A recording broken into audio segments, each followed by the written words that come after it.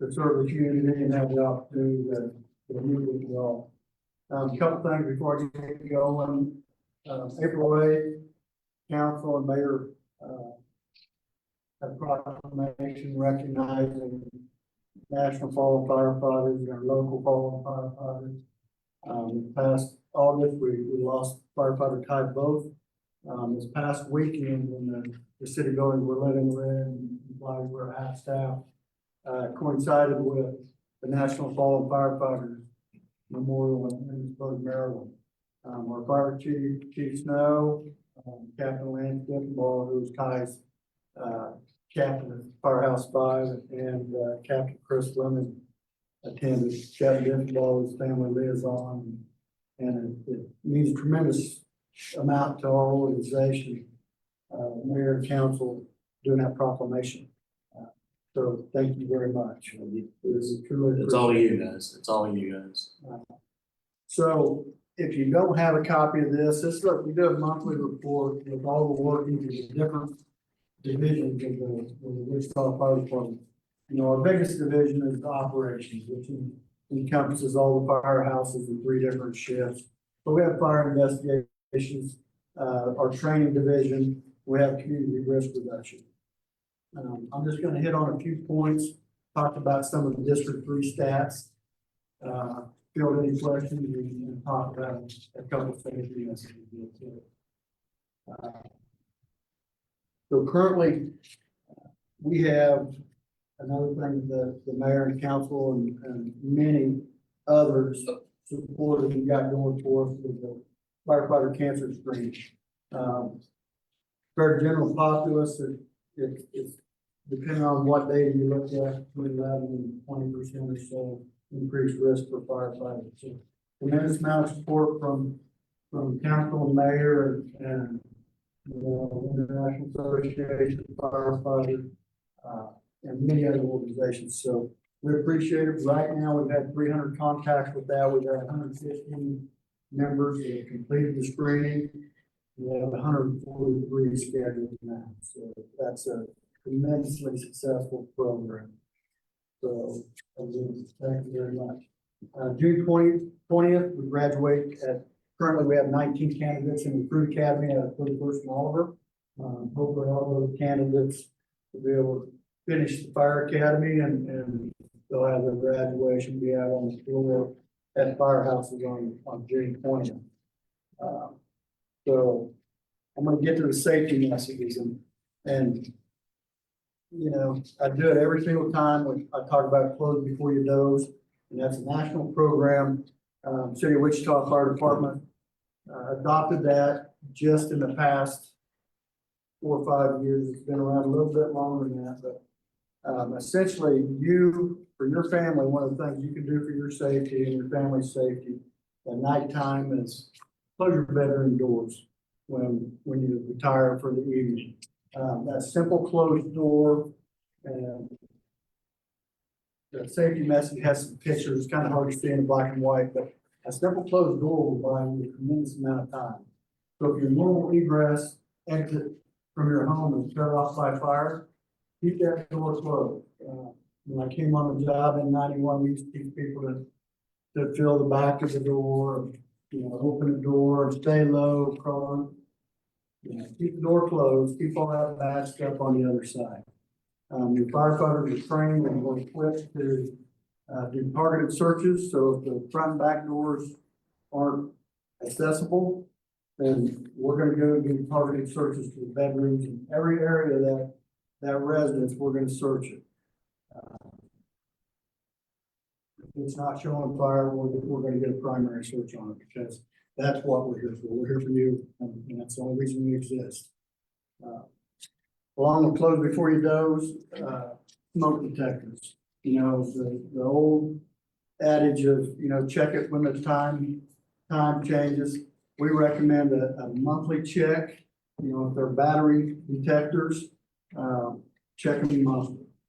You know, even if they're hardwired, do a monthly check. Every 6 months.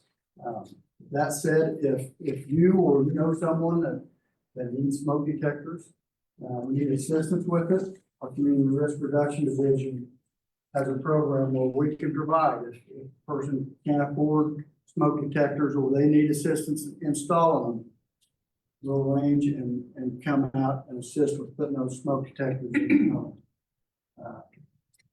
That is essentially it. There isn't a new one on the safety sheet. Grilling safety, it's getting to that time of year. You know, outdoor grilling, make sure your grills are away from your home, away from flammable items. Pretty self-explanatory there. Try to avoid grilling on your wood decks, and obviously there's ordinances against grilling on apartment building balconies and all kinds of stuff. Again, any questions out there? Yes, sir. Any questions from your dad first? Yes. I saw the fireworks survey is out. How did you guys do last year as far as fireworks? What? So I don't have that immediately at my recall. Compared to previous years, from our perspective out on the street, it seemed like it was much better than previous years. At least, you know, yes, there were outliers that were shooting the aerial fireworks outside of those designated times. But compared to previous years, it was drastically different. And I always try to work 2 or 3 of those rather than not that year. It was noticeably different for us last year. You looking at my notes, John? Am I looking at your notes? Yeah, you got my note right here instead. I do have a note for city staff that. Not right now. You got time for that at the end of the agenda. Any questions from the public? I guess that's all. Thank you very much. Y'all doing a good job. Thank you. Is the police department up next? Yes. You got Nicole? Jason. Top left. Hello. Happy to be here. A few things to update on. Number one, the recruits will be graduating in July. We're very excited to get them on the streets, help kind of plug some holes and just give us some extra bodies out there. As most of you guys know, things have been pretty busy. There's been some, various violent crimes in the area. But the good news is that your police department works extremely hard, works together with all the various departments, whether it's the detectives, supervision, community policing, homeless outreach, to not only identify, but to apprehend the suspects. And all the major incidents that's happened in our area, we've been able to get those pretty much closed and the people arrested and put in jail within pretty much 24 hours. Today's incident, we had him within a couple of hours, which is a credit to all the officers and all the hard work that they do out there, whether it's knocking doors, contacting citizens, working with businesses, getting footage, things of that nature. So we're really appreciative of the community and the businesses that help. And we wouldn't be able to do it without them, but it's also the patrol officers that are, working tirelessly every single day to make sure that your guys' neighborhoods are safe and those people are held accountable. For our South Community Policing team this morning, even though it was a little bit rainy and wet, Enders Elementary had a bike to school day for the kids. We weren't sure how the turnout would be with the weather and stuff, but there was approximately 45 to 50 kids plus parents that all braved it, got on their bikes, and we were able to kind of do a parade type thing for these young kids and just give them an experience that hopefully they'll remember and a positive interaction with the police department. And then lastly, I know last month, Officer Famachong talked to you guys about the RTM system that we are putting in place. And we've been working every single day, which is risk terrain management. basically focusing our efforts in those areas that bring more issues and problems based on the physical aspects of it, not necessarily the people or anything of that nature. And our area has been Broadway, which isn't really a surprise to many, but we've been working with businesses, working with other departments in the city, whether it's code enforcement or the traffic engineers working on lights or signage, painting roads, things of that nature to try to help vitalize the area, make it better and nicer. And then we're just spending more time in those areas, making sure that we are interacting with the citizens and the businesses, hopefully to make it a safer environment for everybody that visits. So that is all I have. If there's any questions or anything. Any questions from the board? Okay, any questions from the public? I guess not. Good job. Thank you, officer. And thank you very much. Updates written.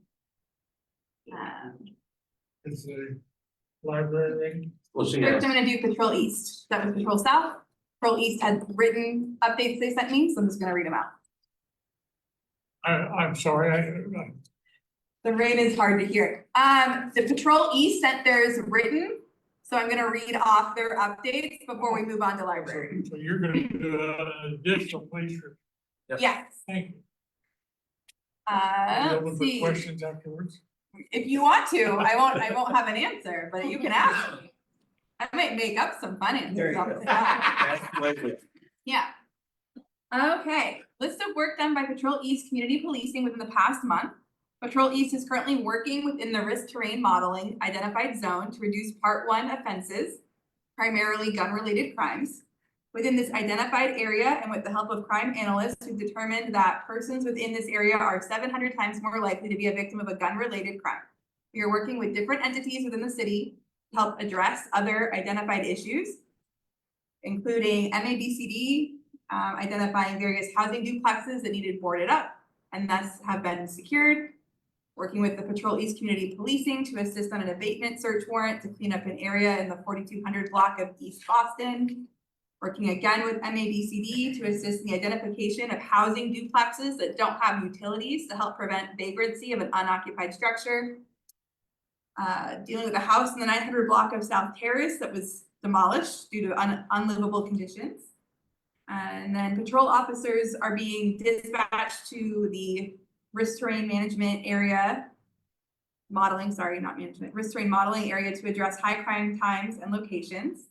And Patrol East Community Policing are doing proactive patrols at various times within the RTM area. The current probationary police patrol officers on FTO, and I don't have an explanation for what that acronym means. Training officer. It's field training officer. Perfect. Are scheduled to complete their training within the next month. Patrol East will have 4 additional officers once their field training is completed. With summer quickly approaching and kids being out of school for summer break, we typically see an uptick in crimes of opportunity. We encourage citizens, if they see something, to say something and to not leave valuables within their vehicle. Earlier today, a victim reported his firearm stolen out of his vehicle overnight. We highly encourage people to utilize common sense and not leave firearms in locations where they can be easily stolen. There are some of the many ways firearms get in the hands of those that shouldn't be possessing. Officer Berger and Officer Minks completed a 10-week lead law enforcement against drugs and violence curriculum with the Meade Middle School 7th graders. Essentially, this curriculum is a revamped scientific-driven DARE program. Officer Berger and Officer McElwain were quest judges for Criminal Justice Skills USA state competition that was held in Hutchinson, Kansas. 2 girls from Goddard High School won that competition, with the gold winner going to Atlanta, Georgia for the national competition. You can ask questions. No. Any comments from anybody? Any comments from, okay. We're happy. Now we can have the library, thank you.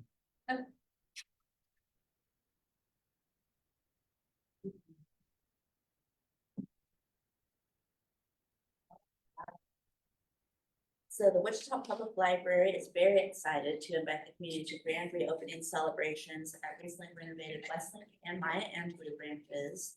They both reopened in March after months of construction and years in Westlake space. And interior remodeling to expand the overall footprint and reimagine the use of space to meet the demands of a modern library. Now that the staff has settled into the transformed spaces and the public has experienced changes at both. We are thrilled to welcome the neighboring communities to commemorate the reopenings with day-long celebrations filled with activities for all ages. Below are more details about each, along with the schedule of events. For West Links, they will have it on Saturday, May 10th. I won't read everything, but they will have a ribbon cutting ceremony, a quick and fun sewing class, then all ages rock in the library concert, a symphony orchestra concert, and a contemporary dance. For Angelou's, they will have it Saturday, May 31st. They will have a ribbon cutting ceremony, science songs and R&B, Astro the Robot Dog from the Future Maker Lab at WSU, Renata's Plant Bus, and then a live poetry performance from Ponder This. And then also summer's right around the corner. So we're gearing up for the annual summer reading program. Every summer, the library encourages kids, teens, and adults to spark the love for reading through fun, creative, and educational activities. So beginning May 22nd, program calendars and reading logs will be available at all library branches. So you and your young readers can set personalized reading goals for the summer. If completed, return your log to the library beginning June 26th to earn a prize pack, a free book, and entry to a grand prize drawing in August. For more information, please visit wichitalibrary.org/summerreading. And now for Walter's updates, which I did add a few since I sent these to Becca. On Saturday, May 3rd, Walters hosted another afternoon board game session with four in attendance. The next afternoon board games session will be held from 12:30 to 2:30 on Saturday, June 21st. The Knitting and Crochet Group continues to meet in the Walters meeting room every Wednesday from 11 to 1. Bring your current project and craft with friends and neighbors. And the Walters branch will hold a Microsoft Word for Beginners class on May 27th from 2:30 to 4. Call 361-8500 or visit wichitalibrary.org/register. And then these are the few that I added. The Master Gardener series at Walters starts on Tuesday, June 3rd with native plants and grasses from 2 to 3. Discover how using native plants, ornamental grasses, and their lookalikes can help to beautify your yard and protect our environment while also decreasing our water use. And then on Wednesday, June 4th, the Digital Skills of Next Step Alliance series starts with how to use your PC from 4:30 to 6:30. And these classes will be held every other Wednesday throughout the summer. Make sure to register well in advance by calling 316-261-8500 or visiting wichitalibrary.org/events as spots are limited. And then one more series starting in June is a learning circle called Intro to Mindfulness. It will meet for 8 Mondays in a row starting June 16th from 5:15 to 6:45 each evening. We will explore how mindfulness and being aware of the present moment can help with mental well-being and stress reduction. There are only 10 spots available for this experience, and you must register in advance at p2pu.org/Wichita. Talk to Robin, which is me, with any questions you have. I have a question. Yes. On the Westlake grand opening, Yeah. I'm not familiar with that street. Is it near current service streets? Tyler and I'm really bad at directions. It's on the west side. Yes. Actually, the people in the neighborhood know where it's at. Yes. Thank you. Any other comments or questions from the public? Did you say we had to register for the garden thing too? No registration for the gardening. I'll be there. Any questions from the public? I guess not. Thank you very much.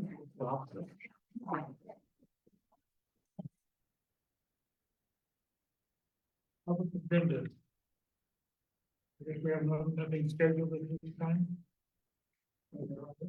Section 4 under off agenda items. Anybody want to speak? If I could, Mr. Chair, one point of privilege, I'd like to welcome Vanessa Christopherson to the District Advisory Board. She served on a number of boards around the district and the city. She's active with the Police and Fire Foundation, also Citizens Police Academy, and also is, she goes down to Tulsa quite a bit with the new police recruits as well, so she's immensely qualified, and I'm sure she's gonna bring a lot of good input and to our district advisory board, so I'd just like to welcome her here today.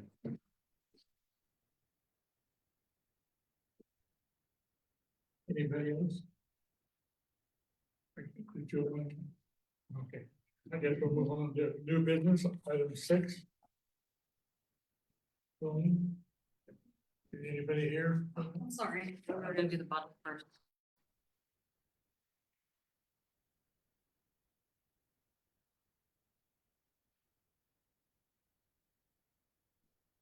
All right, good evening, everyone. I'm Christina Reed with planning staff here to present case number CON 2025-0056. So for this application, the applicant is requesting something called a conditional use to permit an entertainment establishment in the city. Most of it, I would say like 95% of the property is zoned limited commercial. There is a very small portion that's zoned single family, and that's because back in the, I want to say the 1950s or something, it was part of the county previously, and they just did a total zoning overlay, and they said, this section, you know, we're at 47 hydraulic feet, we're gonna say 500 feet around, we're gonna make it limited commercial, and everything else is gonna be single family. So once they divvy the properties up, that there's like a little sliver that you'll see in the zoning map later on that is.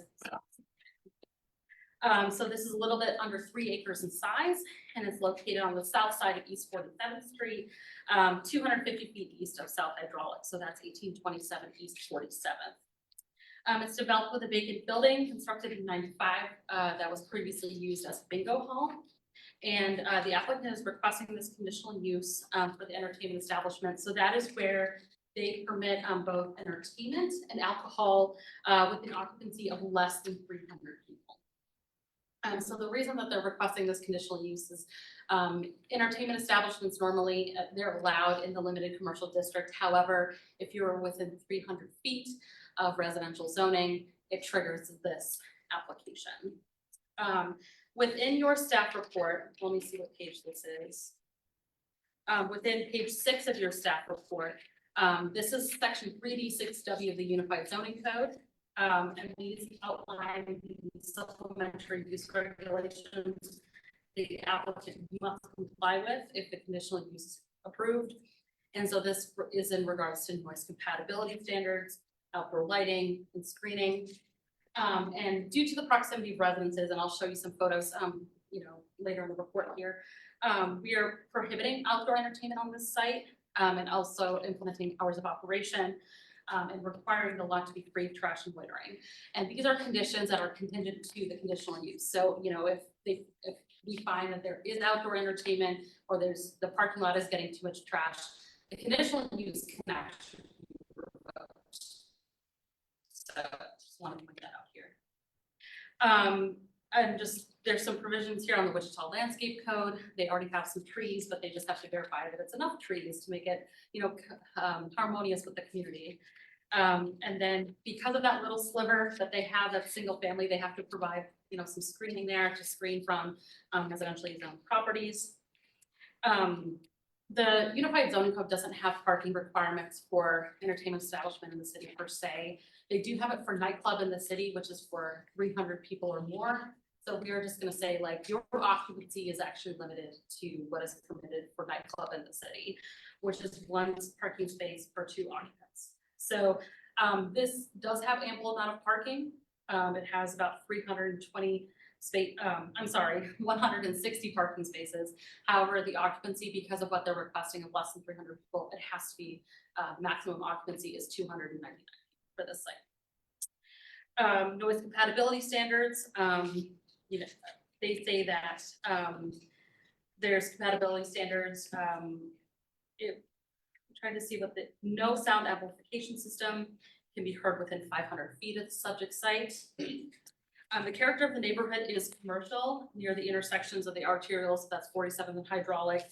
And then as we go out further onto 47th, south on Hydraulic, that's where it gets more residential. There are no zoning cases associated with this property. The proposed application is in conformance with the community investments plan. When we look at the Wichita Future Growth Concept Map, which is on page 10 of your staff report, identifies the area to be appropriate for new employment uses.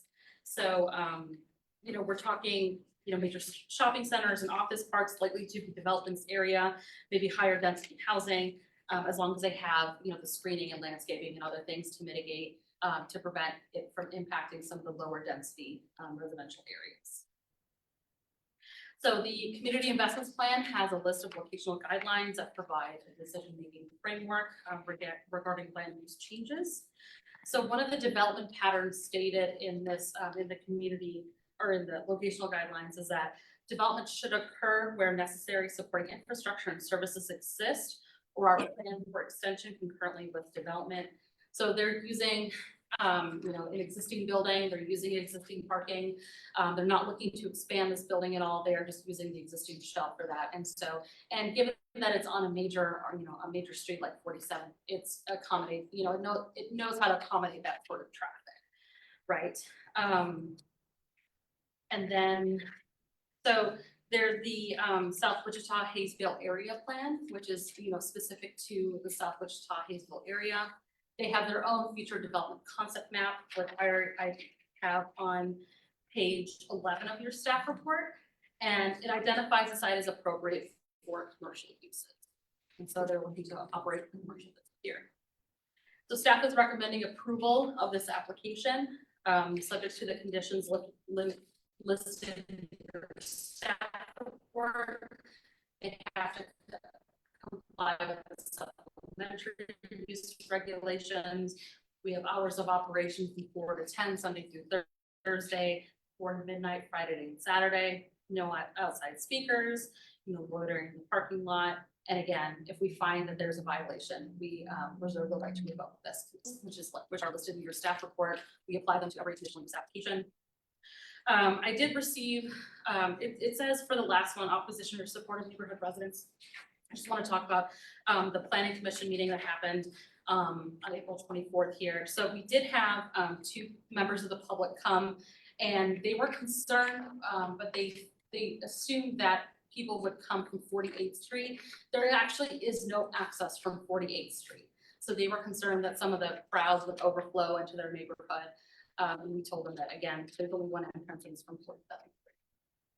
So scroll down to the next page, please. So this is just the aerial of the site. As you can see, there's only one entrance from 47th, there's one from 48th. Scroll down.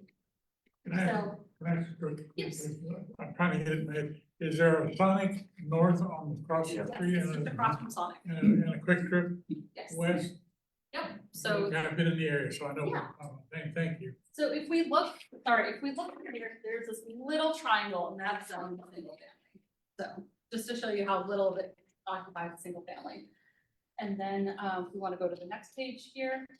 The neighborhood's used to a lot of traffic. Mike, as a reminder, we're gonna hold our comments and Okay, I'm questions sorry. until after the presentation. And this is what this is how our future growth concept map identifies it for new employment uses. This is the South Wichita Hayesville area plan. That red dot that you see that I'm pointing towards, that is the commercial that is recommended for this site. And then if you want to go to the site photos here, this is just the listing building that they're using. And there's a significant amount of green space around. The parking lot doesn't go all the way to 48th Street. So, with that, I stand for questions, and the agent for the applicant is here to answer any questions that you guys may have. Any questions from the board? Kind of entertainment establishment are they talking about? So I don't have specific, I don't have the specifics for that. The agent is here and may be able to answer that for you. Do you want to come up? Yep. get 5 minutes uninterrupted time? Okay, that's fine. Share whatever you'd like. This is me and my family's building. Our plan is to have a family venue. So just typically weekends it would be used. You speak up a little bit. It's, we are planning to have a venue. Just typically we would like to use it on the weekends when people wanna book it. So like a wedding venue? Yeah. Just wedding, just any kind of family events, mainly on the weekends, like I said. Per se a bar, nothing like that, they just for.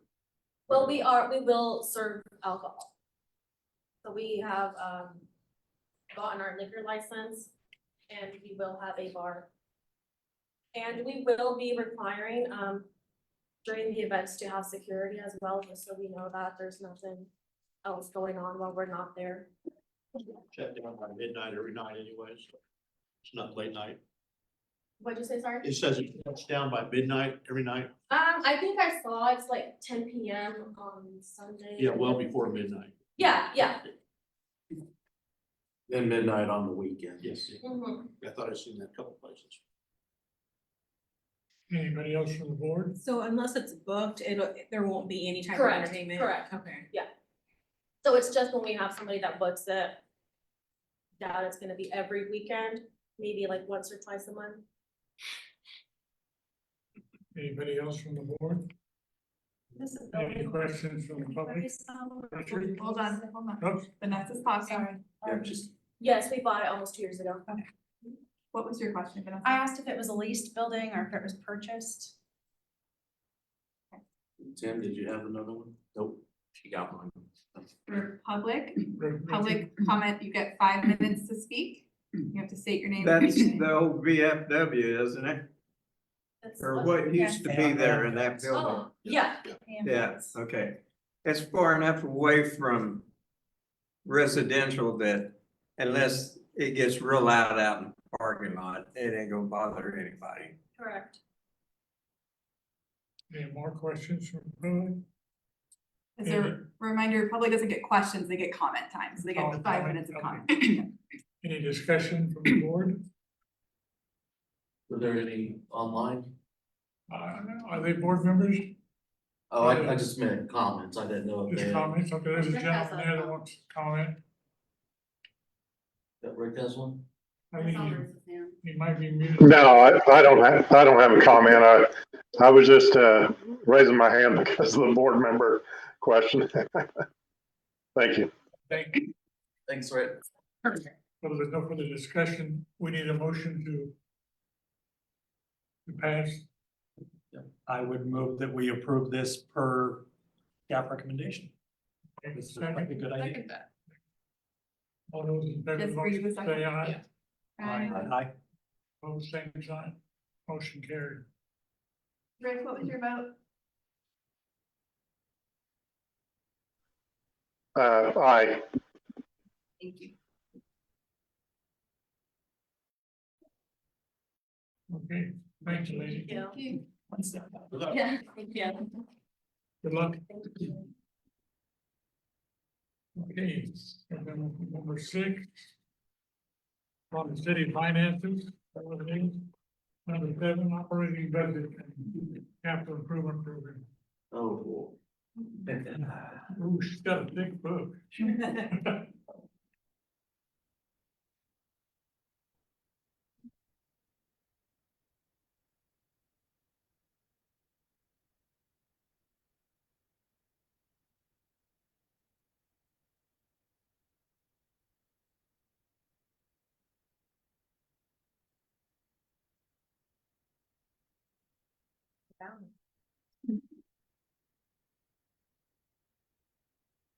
Good evening. My name is Elizabeth Fultree. I work in the finance department for the city of Wichita, and I'm here this evening to provide an overview of the budget process. And also to give you a quick intro to the budget simulator, which launched earlier this week. We've actually already had 3 budget workshops already this year. So if you're interested in knowing more after this presentation, you could find those online on the City of Wichita YouTube channel. And those workshop dates were January 28th, February 25th, and April 22nd.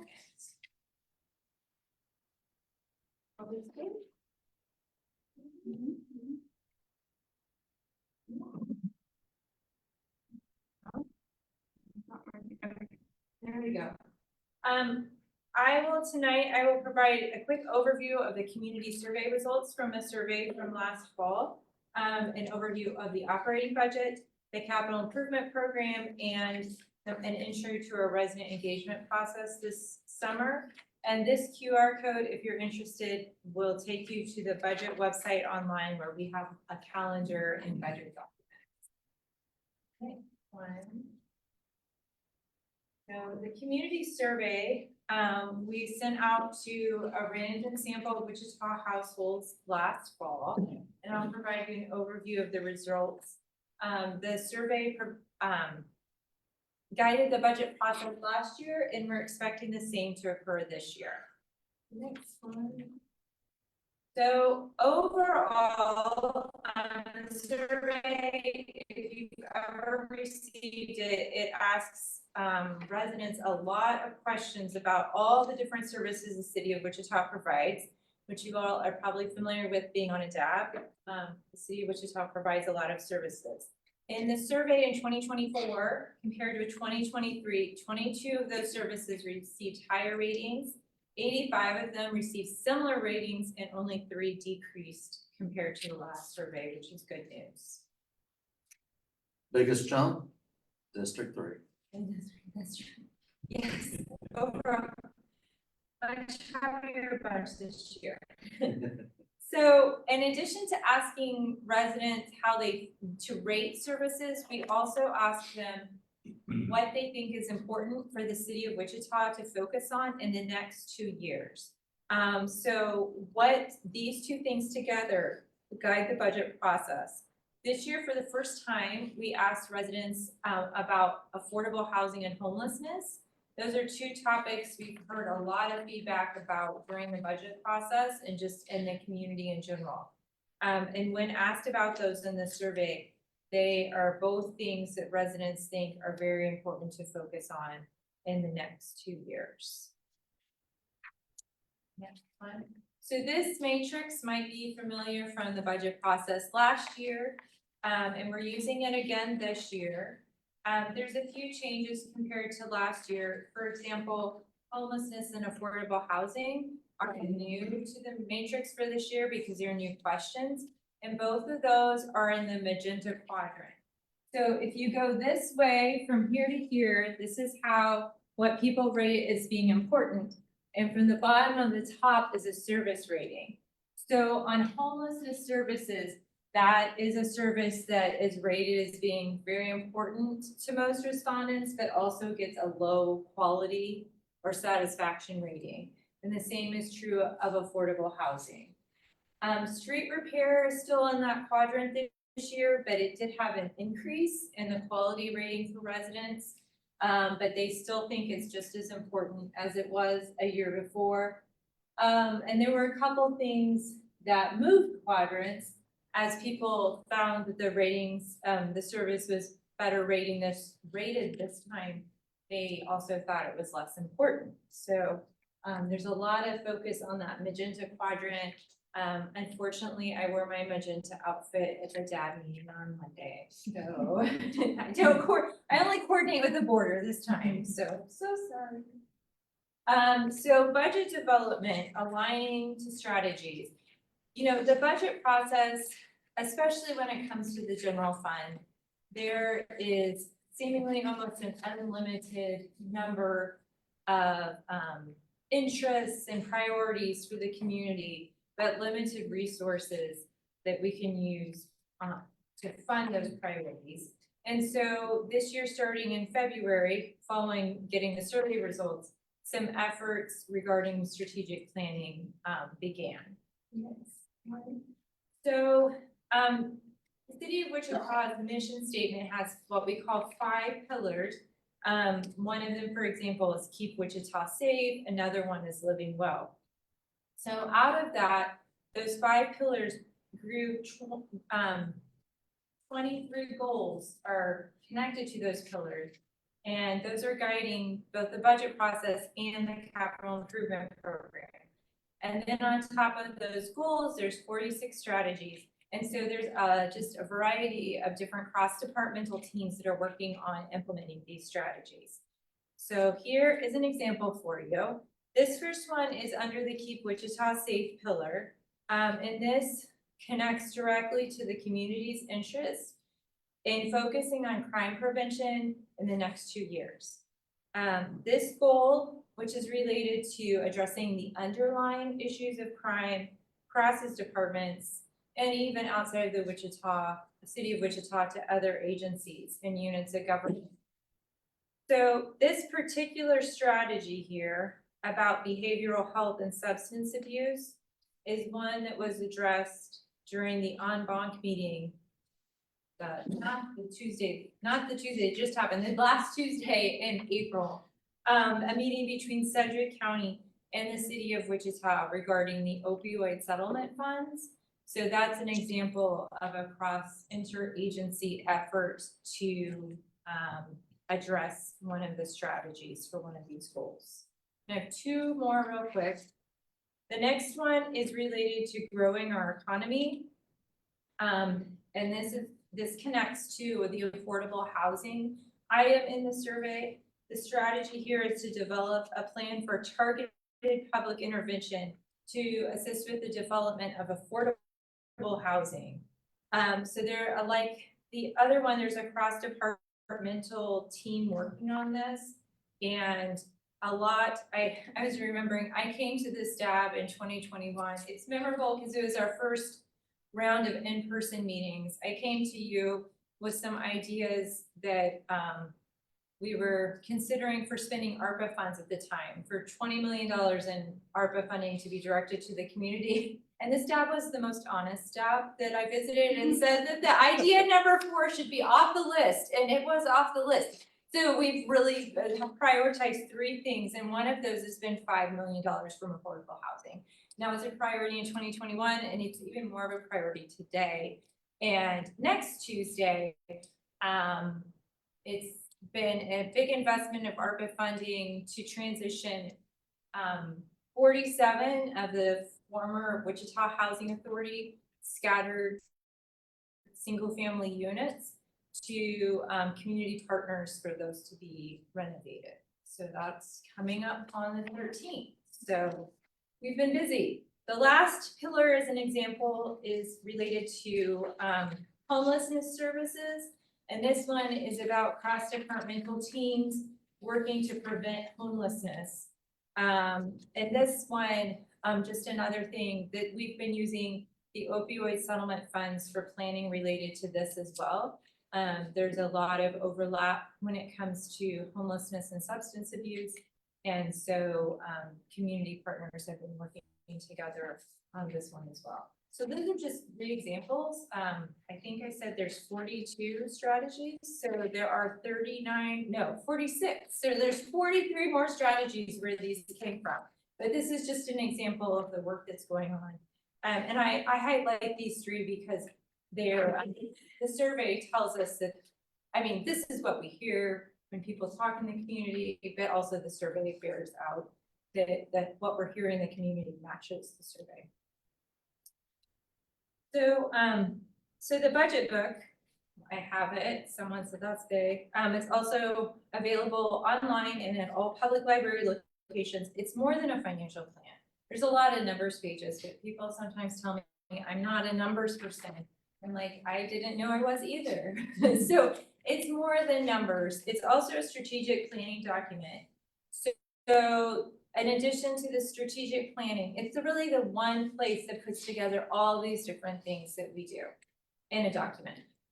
We're working on research projects and also working on cost recovery or some other things that are ongoing. So that is the story. So on to the operating budget. As I mentioned, there have been 3 workshops so far, and I really feel that we're in the middle of the story when it comes to budget development. Things can change. I think that things can change, and especially in the operating environment that we find ourselves in. But I'm still going to be brave and provide you a projection of where we think things are today. So this pie chart is for the 2025 adopted budget. That was adopted last August, and this is what we're using for the general fund budget this year. Just as a quick reminder, the city of Wichita has more than 30 funds, but we usually just focus on the general fund when we focus on budgeting, because it funds the services that are highest priority for residents, and there's also a lot of competition for scarce resources. So it funds police, fire, and street maintenance. And if you have a photographic memory, those services are a high priority one on the survey as well. About 75% of the general fund is for salaries and benefits, because it's a very service intensive business that most of these departments are in. So changes in wages or benefits or vacancy levels have a outsized impact on this fund. So that is the general fund. So far, all these priorities that we've been talking about have guided budgeting for a very long time. That's why you see the budget for police, fire, and streets. We will continue to integrate strategic planning as we develop the 2026 proposed budget. And then we're continuing to update our models every month as we finish the month, and we run our reports and make sure that our modeling is on track. So this is the baseline general fund forecast that was presented at the workshop on April 22nd. At this point, the budget for the current year is balanced, and we're expecting a deficit of $1 million next year. Of note is that in 2026 and 2027, we're planning on transferring in from the stabilization reserve.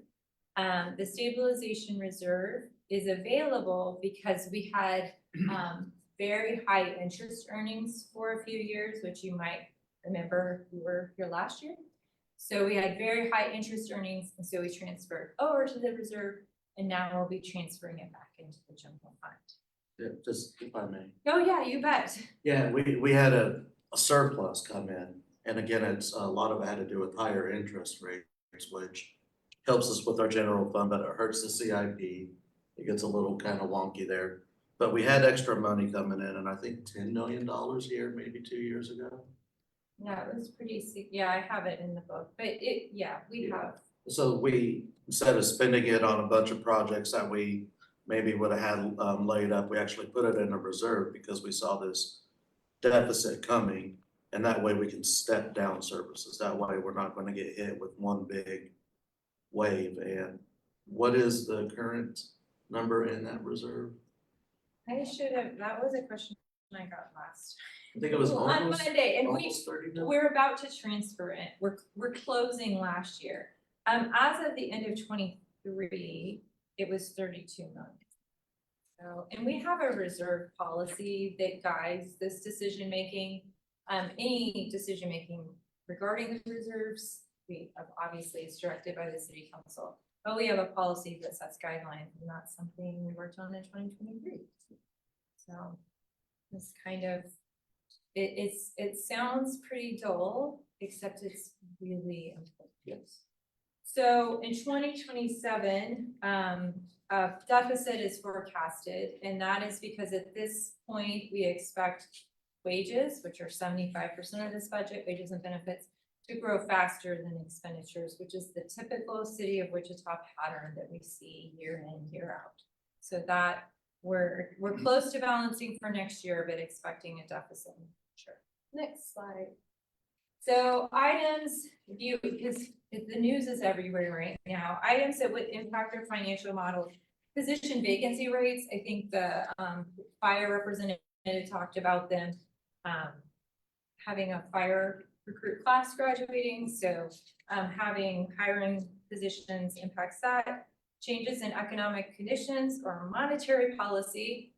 Very timely. I think I saw the alert today that the Fed chose to keep interest rates at the same place today. So that impacts this projection.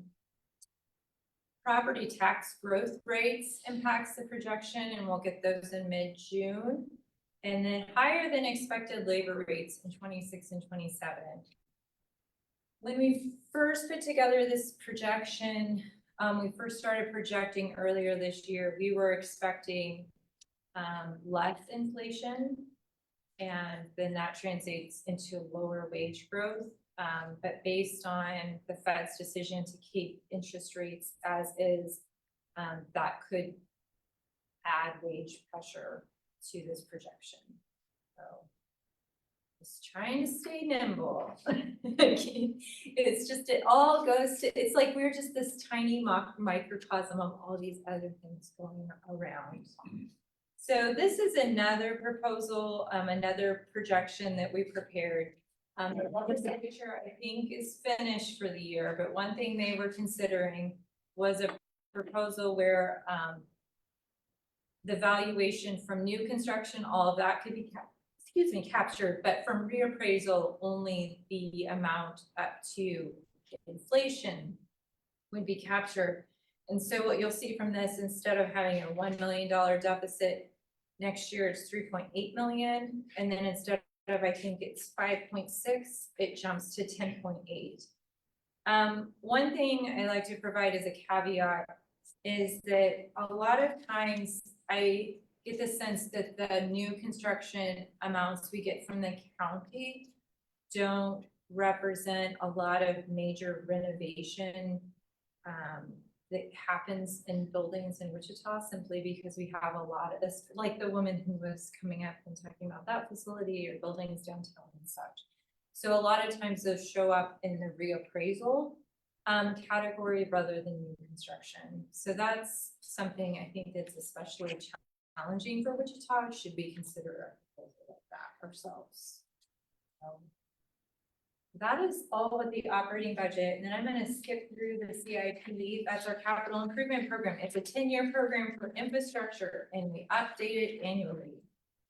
So the CIP, just like all the action, the excitement in the operating budget is in the general fund, all the action in the CIP tends to be in a category we call GEO at large, which I spent years mystified by what that means. So let me tell you, GEO stands for general obligation, and at large means that there's no repayment, that means that this kind of debt or this kind of project is supported by taxpayer funds alone, and there's no other source of revenue that repays the project costs. So that's what GEO at large means. So now you're an insider.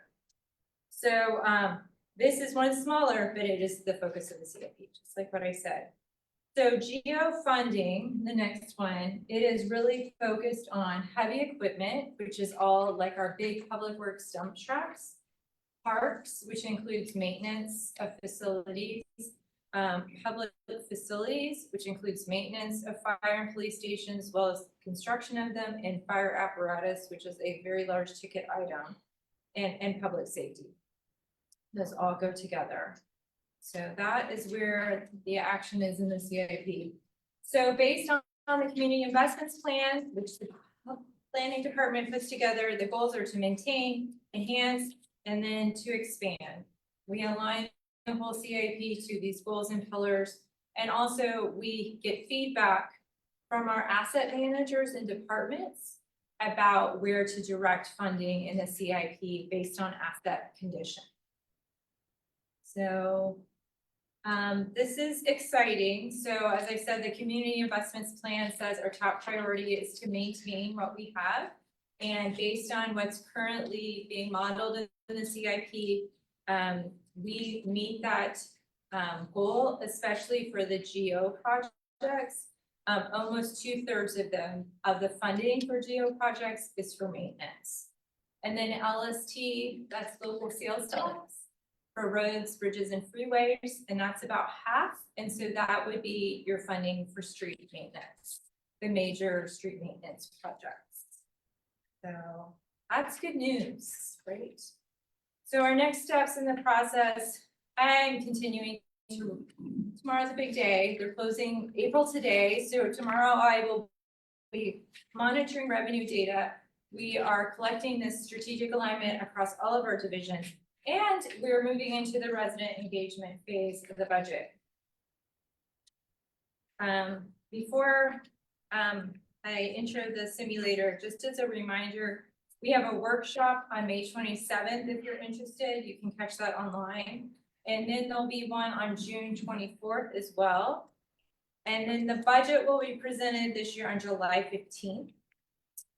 If you have more availability in the evening than during the daytime, you can join us on August 7th in the evening for a public hearing.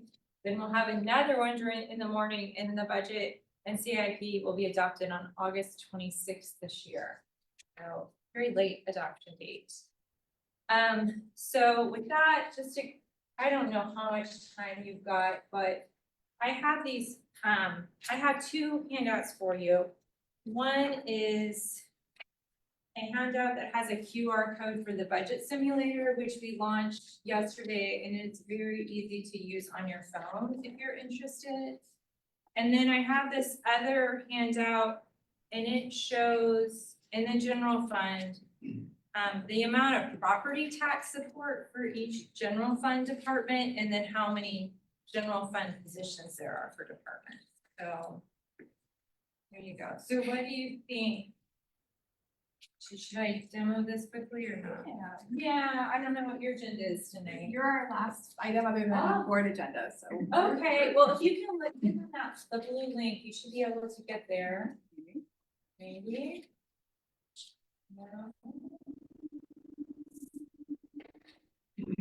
I ask a question. Sure. In its simplest form, is a CIP where a localized area in a city increases the taxes and people that shop there pay more money to help with the improvements? That's a CIP. Oh, CIP. Yep. CIP. CID. Okay, you're all talking at once as to what? CID, D as in dog at the end, not P. Okay, I thought I was confused. Thank you. Oh, I'm just not sharing the right screen. Question.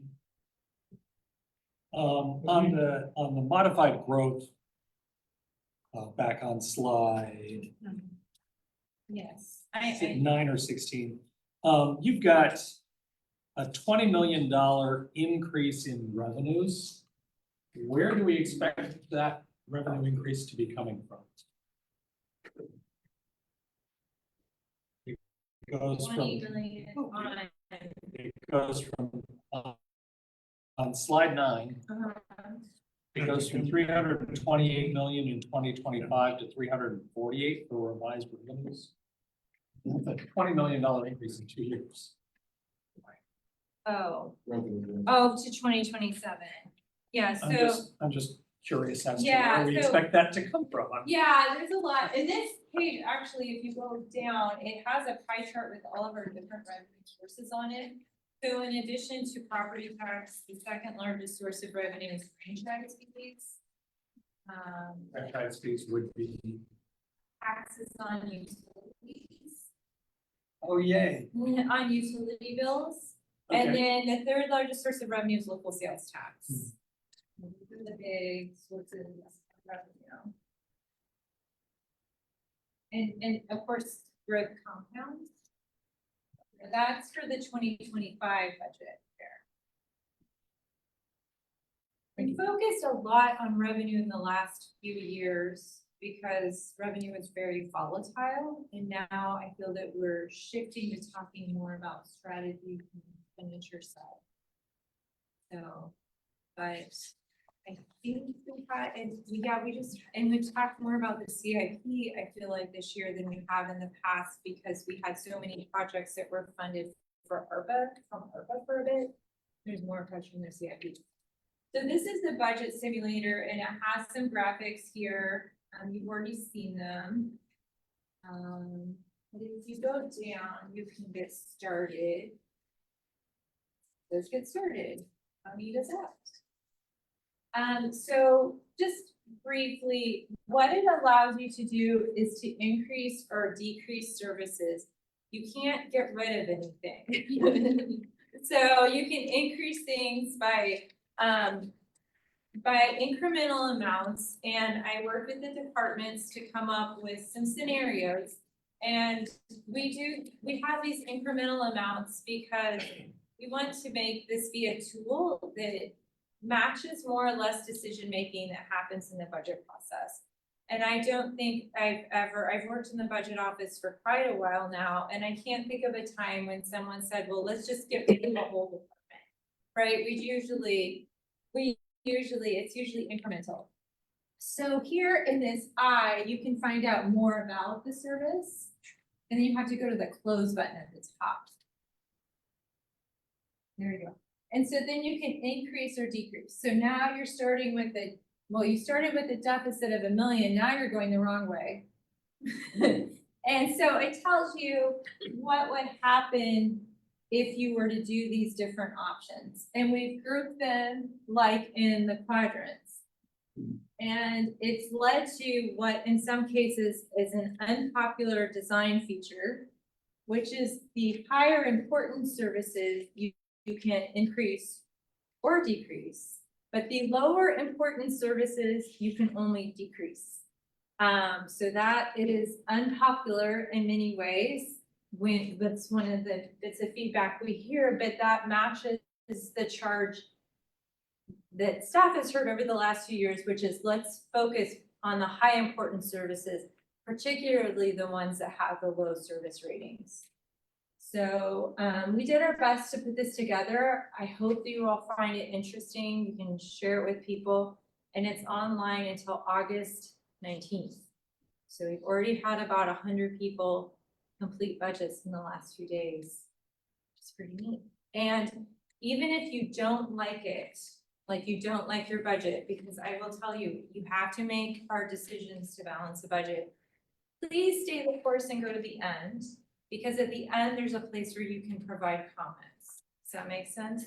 And the comments, we can just export all of them. They're fascinating. Or if you feel like there's something missing and so forth. Of course, this isn't all the services we provide. Water isn't on here because that's not in the general fund, or sewer, or coming up blank right now.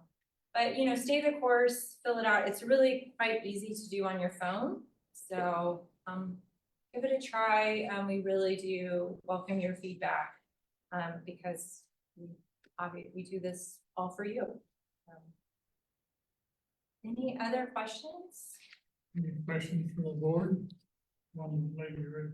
I do have a question Sure. about the setup of the budget simulator. Yeah, with the things that are deemed lower importance, Uh-huh. not being able to increase their budget. I mean, given that not everybody gets the survey, is there any consideration to untethering the budget simulator from those surveys? It used to be connected to the survey. Okay. Before as much survey importance was placed on it. Importance was placed on the survey. The survey was sent to a random sample, and it is, I have a slide for it. It's weighted so that it represents the demographics of the community, Mhm. because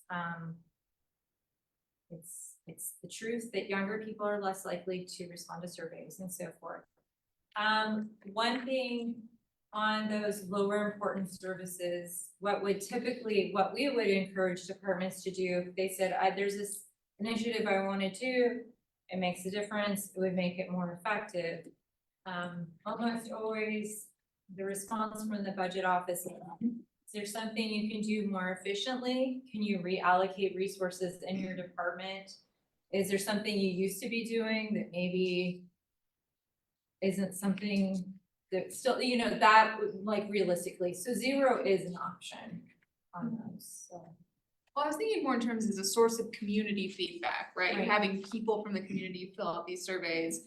I mean, you've had the budget simulator before and it gave you the option to increase or decrease for all of the items. And I'm just curious, is there a plan to switch back to that? I Yeah. feel like that's a better source of more Yeah. representative I community guess- input. Yeah, and then we did it this way last year too. Mhm. I checked in and I said, we got feedback about the structure of the survey, and the direction I was given is, let's keep the structure the same because it matches the reality of budgeting, so. that's the direction, but yeah, there's also a county budget simulator right now too, if you're really into budget simulators, but theirs is only open for 2 weeks. If you really wanna do budgets, jump on that one first, because this one's Okay. available for months. I got a free Friday night, so I don't know if I can handle both. Yeah, I'm stuck in an airport or stuck at the doctor's office, yeah, you just hand out the little things at the emergency room, everyone's got free time, do a budget. So, yeah, but that's good, I mean, it's good feedback, we did a couple years, we arranged it by service area. We did it that way, so we'll see, it is what it is. It's my answer, I guess. Yes, First of all, I love playing with the budget okay. simulator. I spend too much time Yeah. often playing with them. Don't necessarily submit what I play with, but sometimes I'm just playing SimCity. But as far as the amount of influence the simulator has on decision, Yeah, I think it's interesting. I think the one thing that came back last year as a priority, both in the survey and as a priority in the simulator, that doesn't get as much, I think it exists in the background more, is parks. I think that it was a service that might have been the second biggest to be increased last year after street maintenance, but my memory may be hazy. And I think that hearing that, because a lot of times people are like, well, parks, just mow them less, or just, and so I think I think sometimes between the two, it can introduce a voice in a conversation that isn't always heard or isn't always present. as far as the survey, I'll call it the simulator survey, is that data passed on to city council for your district then? Yeah. Is You it don't broken down find by it, district? no, it's not broken down by district, it's completely anonymous, people can provide their zip codes, but it is an all-comer survey, so it's. Just cover it down my list. Yeah. Or if there's a way to get district for next year, just. No, yeah, it's not the way the data works being anonymous. We don't ask, I think one reason why people do enjoy it is you don't have to log in. Like one more login, right? So there's no login, you just jump in and go. But the community survey that we did in the fall, that does have information by district. So that was something else, but yeah, it is interesting that there are differences between districts. But by and large, I actually, in the survey, there are more differences between age groups than there are by district. So, and I think the simulator asked about that too. So I see more variation. After it closes, I would love to see us get a feedback session on that.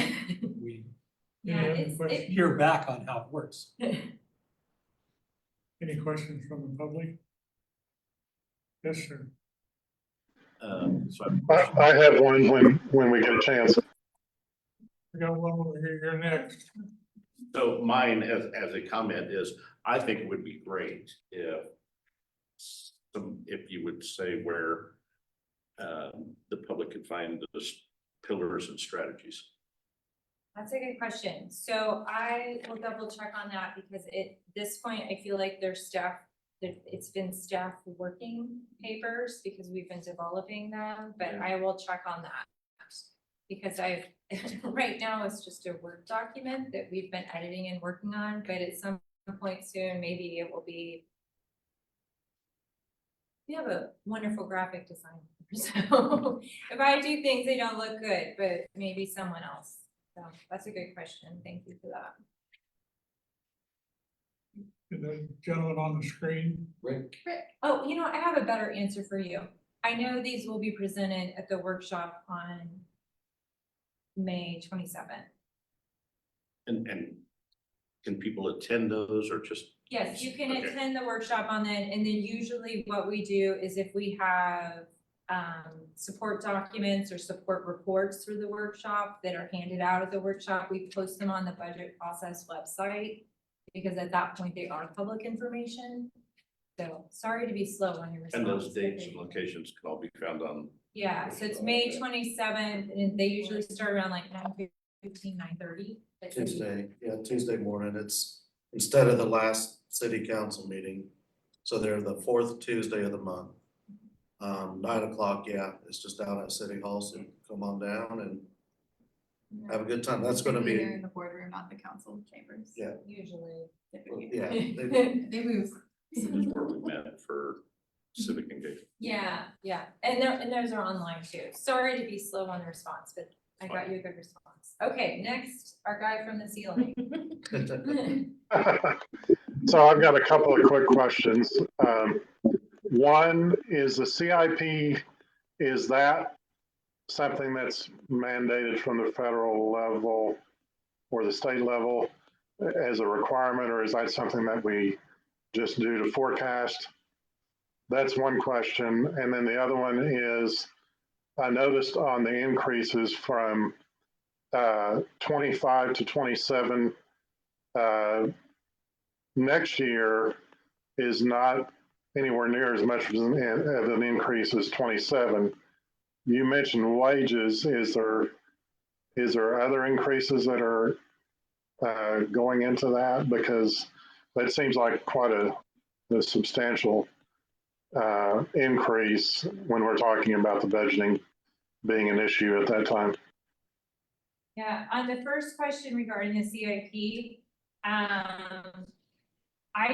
there is not a state requirement for the frequency that a CIP is developed or adopted by a city council, or for the frequent, there's not a requirement at the state level.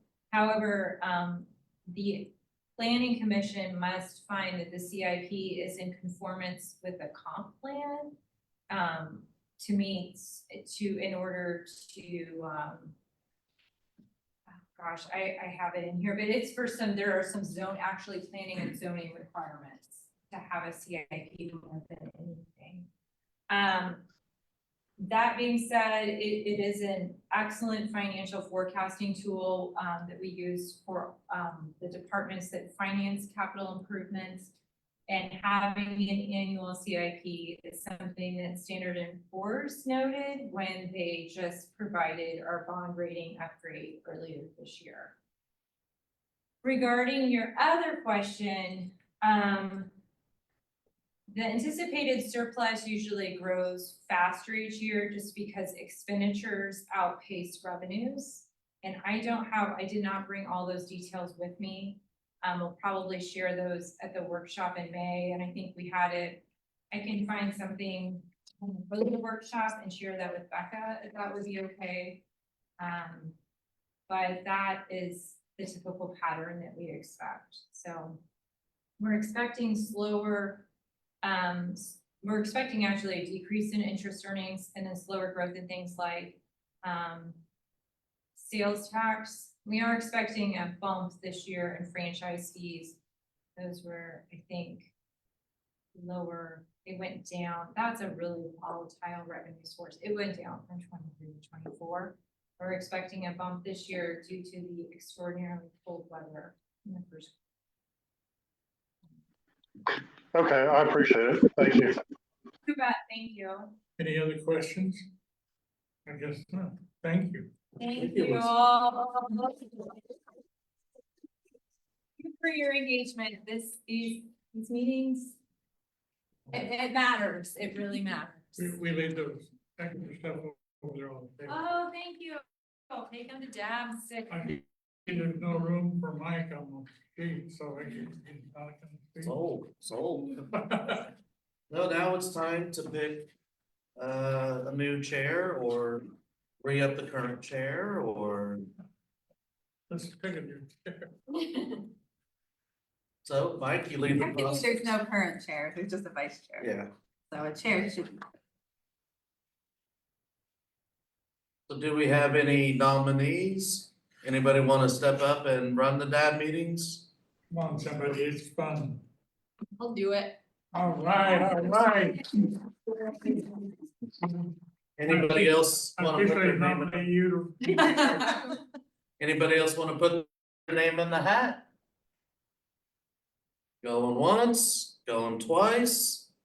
Make the motion, Motion to accept, I can't read your name from here. Jesse. Jesse, thank you. As the chair of the new year, Deb. Do you need a second? Second. Very seconded. All those in favor say aye. Those opposed? All right, we have a new chair. now, Madam Chair, we have an election for vice chair, so if there's anybody who would like to step up and. Are you good at being in meetings? Yes. I will volunteer to do it for one more year, because I'm done at the end of this year, if you want me to. But if she shows up, I won't have to do it, so. Anybody wants to oppose? Does anybody want to be vice chair? Okay. Don't all volunteer at once. Madam Chair, you can call the question. All right, well, do we have a motion? Mike, yeah. All right, Jerry moves. Do we have a second? A second. I'll second. Jerry moved, Vanessa seconded. With an extra second from Rick, just to be sure. All those in favor say aye, and all Aye. opposed? Big carries. Yeah. All right, congratulations to the chair and vice chair. Now, since I'm not on the agenda, Madam Chair, would you like me to speak or do you wanna send everybody home early? Let's see, you did bring treats, we'll let you. No, you'll let me. I appreciate that. All right, so just a few things here real quick. The workshop in May will not only be about the budget, it will also be about some new ordinances, some new codes that we're looking at. Section 8, they're kind of doing things a little different. I think they have some changes coming out in October as well. So it should be a good discussion. June, at the workshop, we will be talking hotel and motel permitting and doing away with the hourly rates.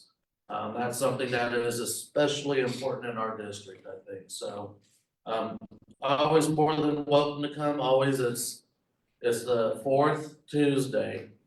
It's when we usually have a council meeting, 9 o'clock down at City Hall. So we also have those on YouTube and the city webpage, the city Facebook page, I believe as well. So you can go back and watch any in the past.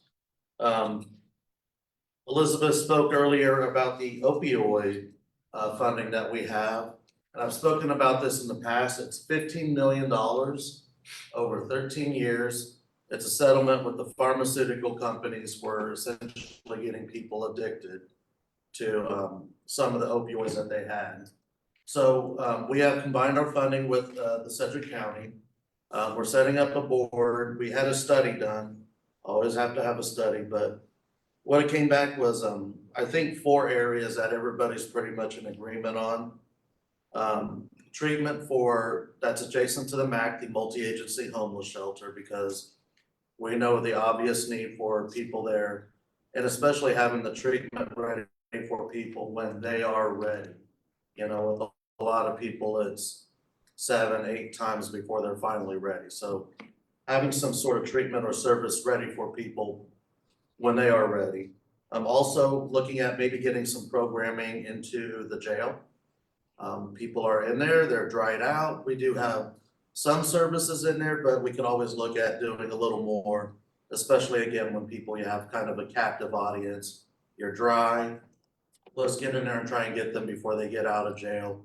Let's also have something ready for them to go to a halfway house or something like that as well. So they're not just right back out on the street. Education is a big piece, especially with fentanyl in our schools.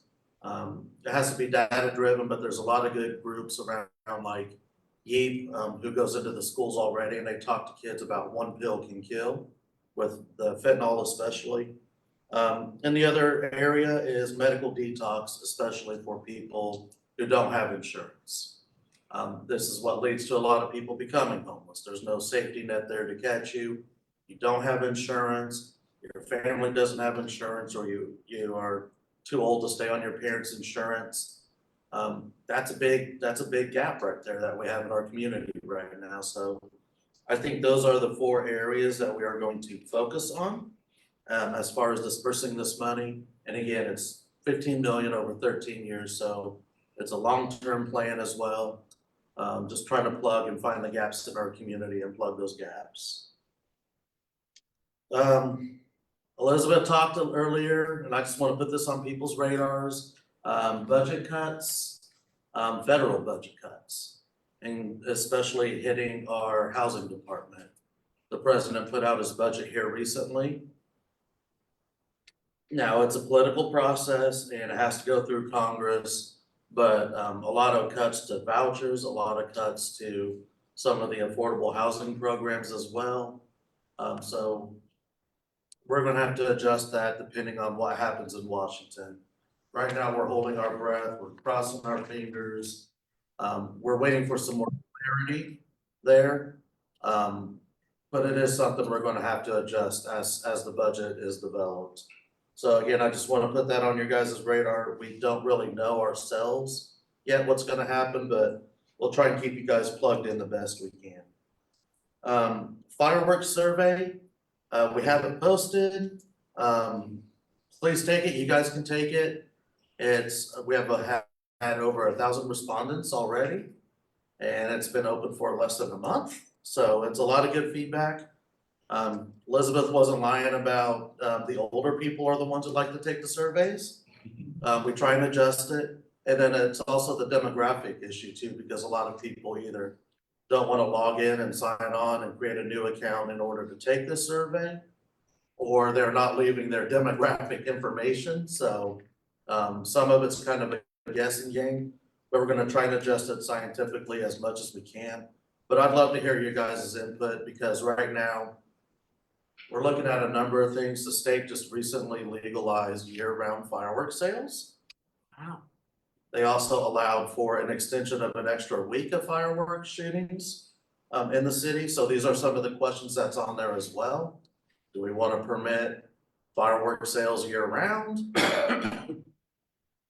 You know, so it's important that you guys all reach out. And it also talks about the current firework code, us allowing aerial fireworks for 3 days.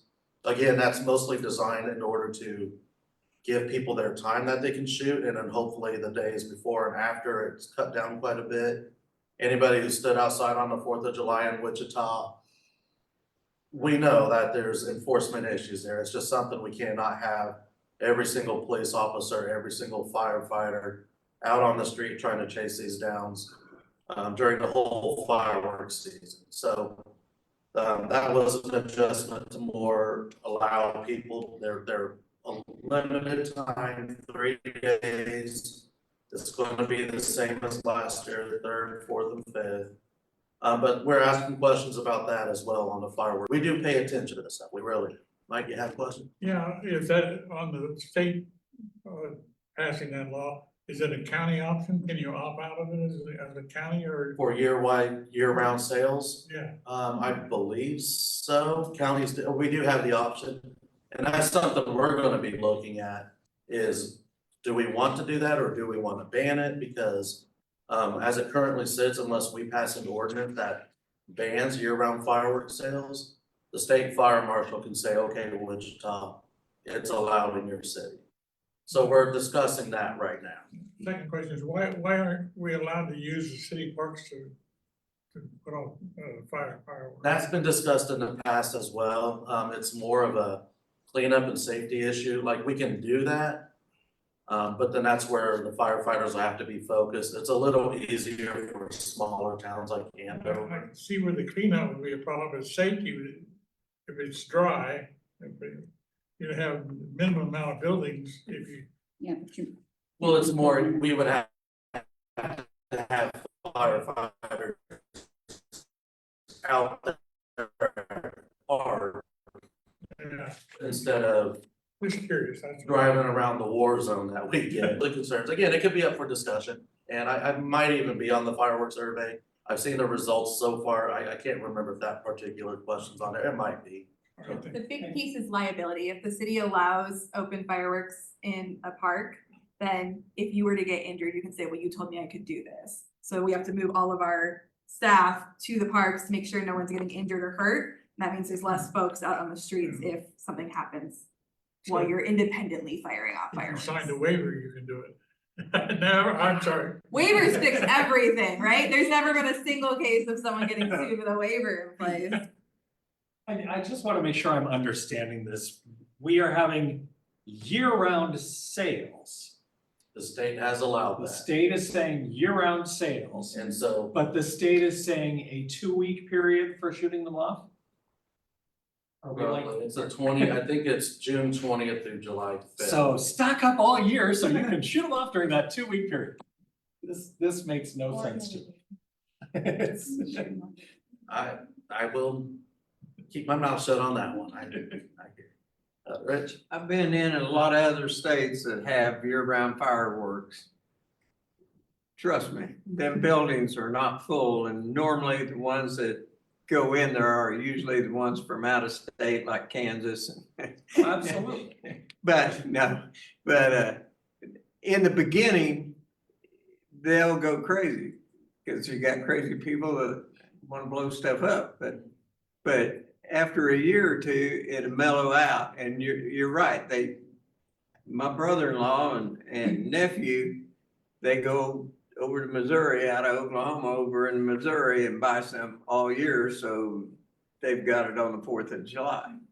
Then I That's suggest, their Christmas. I suggest that we consider quadrupling our fines for when it is not allowed to shoot off fireworks in the city of Wichita. Fines are currently at Wichita. $1,000 per first violation. The highest we can go is 2,000.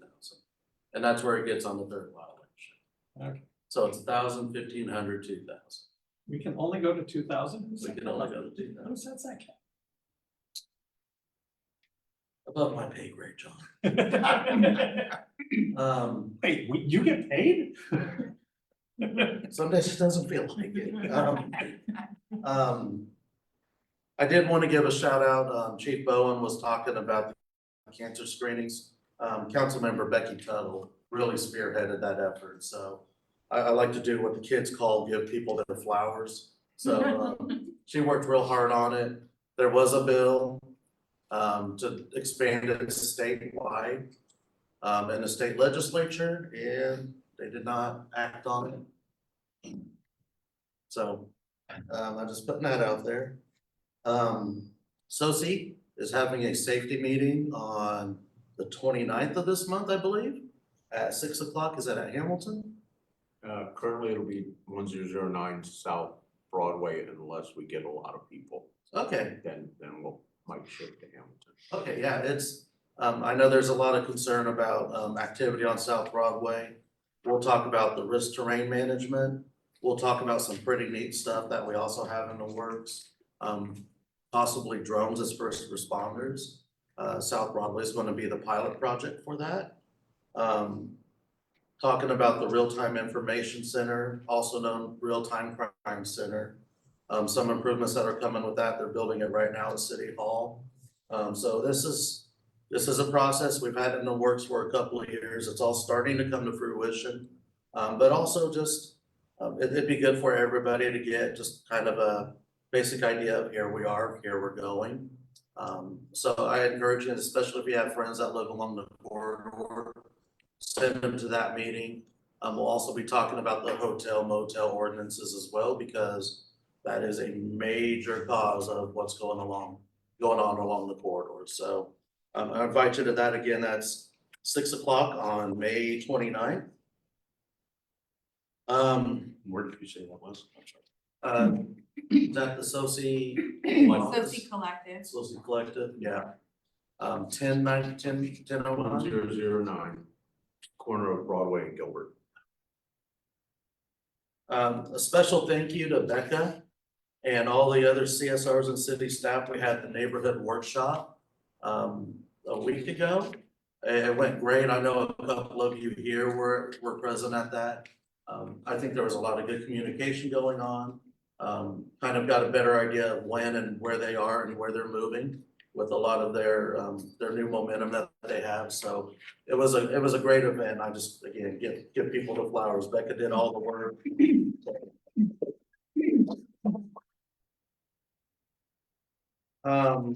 Firefighter Museum is now officially the state firefighter memorial. So that was a big deal. It incidentally got put as a ride along with the legalizing year-round fireworks. That was the only way it could get through the legislature. But this is a great thing for our district. We're gonna start fundraising, doing improvements to the park, closing it off. We're gonna be showing all of the firefighters, their families, their friends, the respect that they deserve. And again, this is the state firefighter memorial now.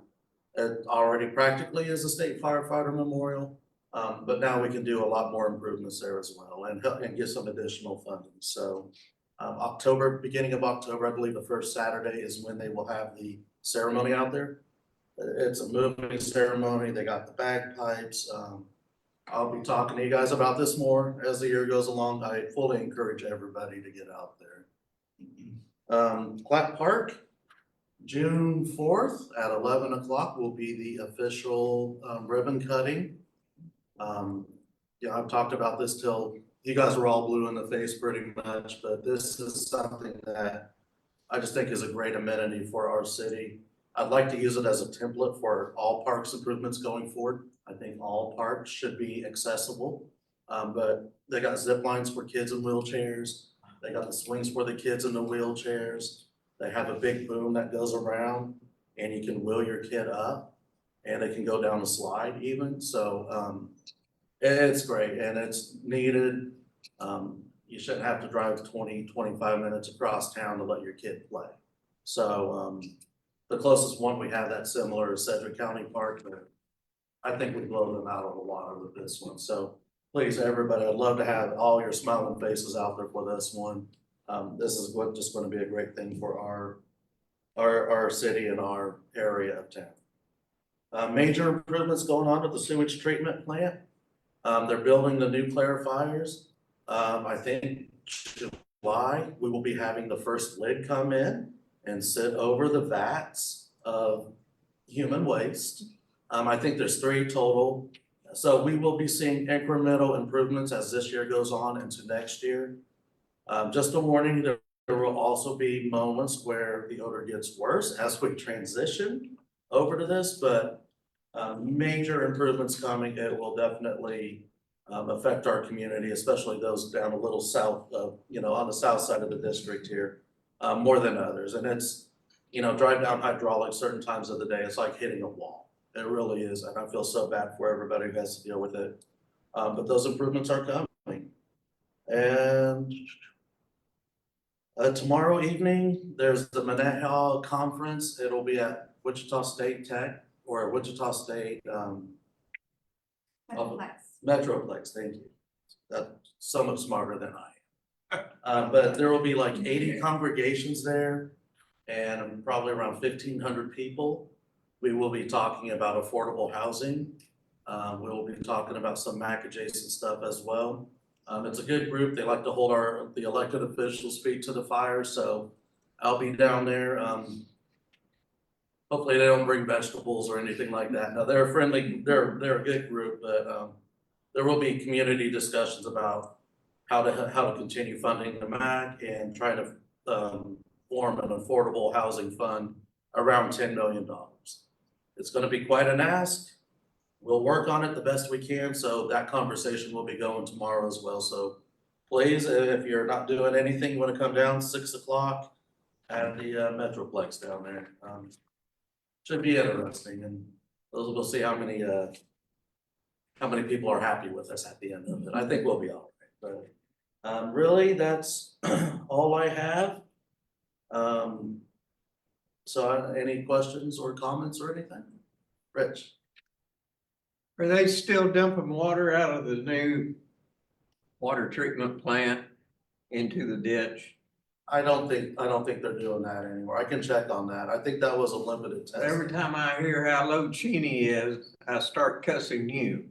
'Cause Well, they- because our public works every time I get stopped at a stoplight for more than a minute, so there's a lot of that cussing going around. And I did talk last time about the water reuse, study that we have right now. About taking the water from the sewage treatment plant, which is already almost drinking water quality.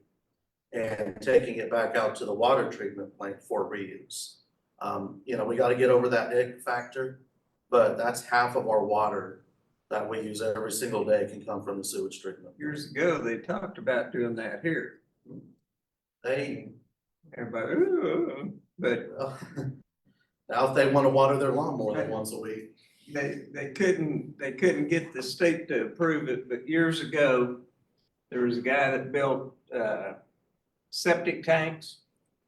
And he literally took colored water that you could not see through, and he dumped it in, and by the time it come out the other side in about 15-20 minutes, it was crystal clear, and he took it and drank it. Yeah. And so the technology has been here for years.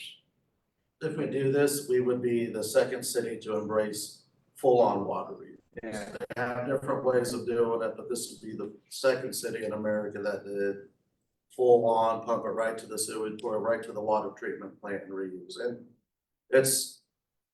I'm of the opinion droughts are gonna be getting longer and more intense. So this is really setting our city up for our kids, our grandkids, to be able to live here and grow up here and stay in Wichita as well, so. So yeah, we got that, that should be coming back here in, I think, 2 months or so, and then we'll discuss whether or not to pursue that project or not. Well, I think some of these car washes that they're putting in nowadays, they're recycling that water too, so it's not as crucial on a car, but it's still there. I mean, it's still gotta be clean. Right, yep, and we're still in phase 2 of the drought. I don't think we'll get to phase 3 this year. Hopefully this rain continues, and hopefully we're getting a lot of it 30 miles or so out west in the Cheney Reservoir. That's where we need it, not necessarily Wichita, although it does water your lawn for you, but I think we have like the fewest cases of people actually getting fined in our district because we're used to this kind of stuff, you know. I think we're good people here, going out east and out west. Especially with some of the HOAs, they have like requirements to water your lawn so many times a week. Keep your lawn looking green like that. We've had to iron out some issues with some of the HOAs out there, but we're keeping it up. Yeah. I just have one Lincoln Park question. With it being designated as the state memorial, are we gonna have to wait for the splash pad to open up until after that happens? Since you're not gonna open it this year? Well, we're looking at redesigning the splash pad, I believe. So those discussions are ongoing. Yeah, Lincoln Park, every year, man. I mean, it's not Plainview this year. This is the first year Plainview hasn't been vandalized, but Lincoln Park, it's always an issue. That's why one of the first things we wanna do is secure it. Fence it off, be able to go in there and clear people out at the sundown. So it's definitely on our mind how to proceed with that going forward. But I think the plans have a firefighter themed splash pad too. So it might be a firefighter with the hose, it might just be a fire hydrant that shoots out or something like that. But an investment like that, we're definitely gonna make sure that we protect it. It'll depend on how much money it is to repair, essentially. Part of the issue in that particular splash pad is just the age of the infrastructure. They didn't replace the pipes when they put like the new splash pad in, so half the time it's vandalized and the other half of the time it's just that those pipes are not up to par for that work. I think that's what it was last year, right? Yeah. Yeah, so not entirely sure. We'll have to see how much the repair is and if they decide to just push that backwards until we are getting a new splash pad and when exactly that new splash pad will go in. No? Nope, I'm good. No, that's it. Nobody else? All I right. I was gonna ask Rick who his guest was. Oh, the kitty? Yeah. I've been looking at the kitty too. Sure can see that bald spot.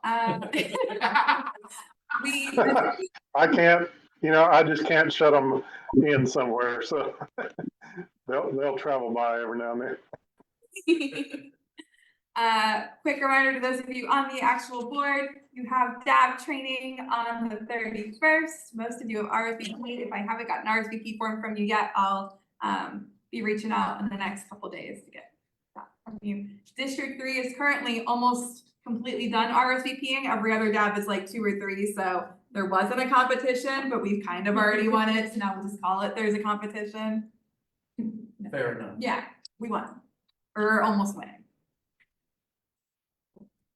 Madam Chair, a motion to adjourn is always in order. Mike is on it, all right. All those in favor? Say Aye. Any opposed? Good meeting. Yeah, everybody stay safe, drive home safe. Let's see you next month, if not sooner. If we can't drive, we'll row. You tell me, they're on the meeting.